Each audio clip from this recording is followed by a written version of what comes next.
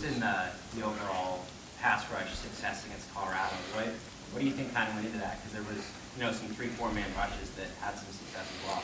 Yeah, that was a good job of everybody on the D staff, Rob and T Knight, coming up with some things that they thought would be effective, and then to go along with the coverage in the back end, trying to mirror it up. We knew we were going to have to mix it up a lot, with what they do on offense, and that was just a good plan by the guys, and then great execution by the young men on the grass. What's the key to doing that well, especially against a tempo offense?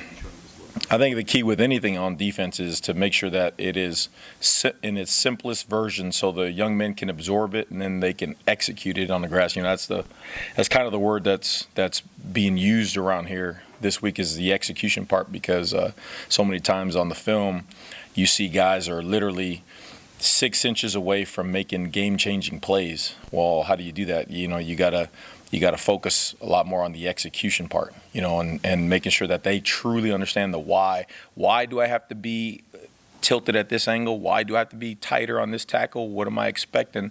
And so those 6 inches are the difference between a 40-yard bomb we give up or a sack, cause fumble, game-changing play. So I think everything goes down to making sure that we install things in its simplest form, so the young men can go just do it on the grass and understand the why. What are the main challenges with Northern Illinois personnel? Oh man, they're physical. I mean, this is a school that I got a chance to compete against a couple times at one of my old place, San Diego State, and they are always physical, no matter what. They are a physical group that plays up. They went to Boston College, and I thought they physically got after them. So they're going to come in here, and I would think they would do the same. Especially, it didn't help that, they didn't have the showing they wanted last week. But that's just more fuel for them to get up and correct and come in here and play with their hair on fire. So they're going to be a physical bunch. They present a lot of different personnel groupings, a lot of different formations. So it'll be a challenge. What have you thought through 2 weeks about your guys' physical play, ability to play physical and to tackle in space? Yeah, I think they're just showing, again, I keep saying this, but they were trained from day one when we got here to do those things. They're athletically gifted. They, through the course of the time being here with Coach Campbell and Kristen and everybody, in terms of getting themselves into shape and being able to be their strongest, most explosive version of themselves, and then coming back here and then, again, installing defenses where they feel like they can just go play the football game, and then going out there and doing it. So I thought that, it can always get better. I mean, we're nowhere near where we need to be, but it is a good feeling when the guys do it, and then they gain validation that, hey, I can do this. I can do this routinely. So that's kind of cool. Having been a part of implementing this scheme at a couple different schools, or several different schools, where do you see, like at this point and as the first season goes on, the progress jump the most? I mean, I would think that part of it. I mean, we came in with the, creating a defense here that, I mean, again, I say the same things, but it's really true. You got so many great minds. I mean, the stuff that they did at Carolina and Baylor was awesome. I mean, some of the best defenses in the country. Then you take it to the NFL, some of the best defenses in the NFL, mixed with the things that I got a chance to learn from Coach Long and all that and develop.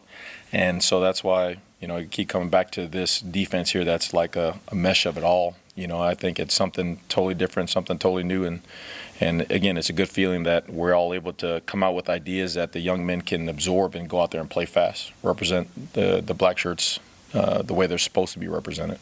When did you first kind of take notice of Mekhi Bayer? Was it in the spring? Was it fall camp? When did you kind of come on? No, he did some really good things in the spring. You can see his versatility. You can see it early that he can play all three spots.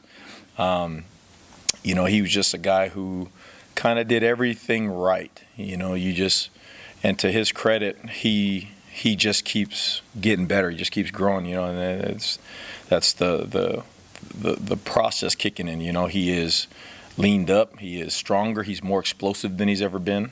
And then he comes in here, and then just like I said, slowly just making plays here and there where you're like, okay, let's see, and then the when he got the credit on the special teams, when you watched him on special teams against Minnesota and the things he was putting on the grass, and you're like, hey, Coach Rule was like, hey, this guy needs to play.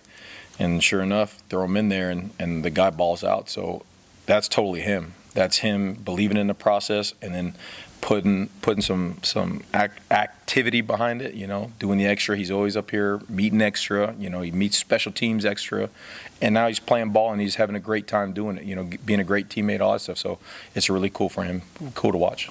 Was there a specific light bulb moment that you saw for him, or has it genuinely been a gradual? No, it's been gradual because, like I said, you can see the flashes. He was making plays in spring ball, making plays in fall camp. The play that I think really showed like, okay, this dude belongs on the grass was he ran down on the kickoff against Minnesota, and Coach showed it on the whole team, and he must have taken on 2 or 3 blocks, and I mean he destroyed the blocks and made a solo tackle in space on kickoff, and I'm like that's impressive. People don't do that. I mean, so he showed he was ready to play, and Coach was like, hey man, let's get this guy on the grass, and that's what he did. So really cool.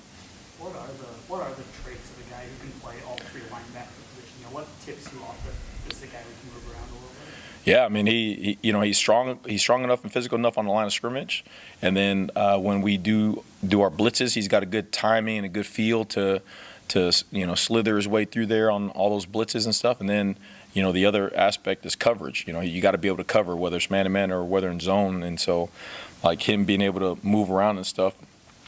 Sometimes Coach Rob did a really nice job moving him around, and so that way you really get a chance to see all the different versatility he brought to the game. And so him doing that again, it's something that you wouldn't have said that when you first got here. You're looking back on tape and stuff, and you're like, there's no tape of this guy. What is he? And then, like I said, man, here we are some months later, and he's doing the things that someone who believes in the process and really, really lives the process. Now he's here making plays. You getting enough production from the jack position?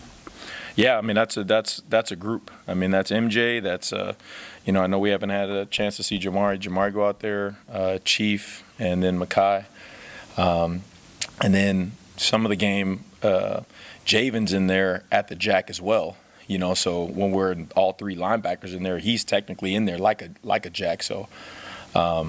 Again, that goes back to the versatility of the guys, and that goes back to Rob, teaching those guys and explaining it in a way which they can all absorb, and then those guys understand concepts, and then they're out there running around. So that's cool. Sometimes it's hard to tell, like you explained that a guy's playing this position, and we could watch the game and watch it again and may not know that he was playing that position. Mm-hmm. Is that kind of the point? Like you want your opponents to kind of feel the same way, like when you line up, they may not know who's at what position? Yeah, I mean that's any advantage we can get. We want to take advantage of. I mean, it's like the D line. Again, T Knight rotates those guys consistently in there. So sometimes you got Ty as a D tackle. Sometimes he's the nose guard. Sometimes he's out there as the end. And then Nash sometimes is the 3 tech. So like. It always goes back to the players, and what those guys can do and do effectively. And so those guys learning all those positions in there, like that's big time ball stuff. That's a testament to them and how much they care, because that's hard to do. First year, all 3 spots in there for as many as 8, 9 different fronts we give guys and blitzes and stuff. For those guys to learn that and to learn what all 3. That goes back to T Knight and the way he's teaching those guys and the bond he has, and then those guys putting in the legwork to learn it and then do it on the grass. Is it complex when you're playing a tempo team to be able to get those signals in to let guys know not just what the play is, but where they have to line up and how much room have a lot of margin for error there? I mean, the guys have to line up at the right spot. No, it goes back to just teaching. You give when you go tempo, right? You don't have all day to signal. So really, what you do is you do word association. We're doing it right now, and we're running out of words. So I got to figure some stuff out. But you have a word, and the way you install it, this word means this front. It means this movement. It means this blitz, and it means this coverage. And that's how you teach it. You teach it just step by step. So that way, when you say the word, they're like, oh, it's this front. Oh, it's this blitz. Oh, it's this coverage right away. You know what I mean? So, again, the guys being able to teach it and the guys being able to absorb it, that's all the credit goes to them. What's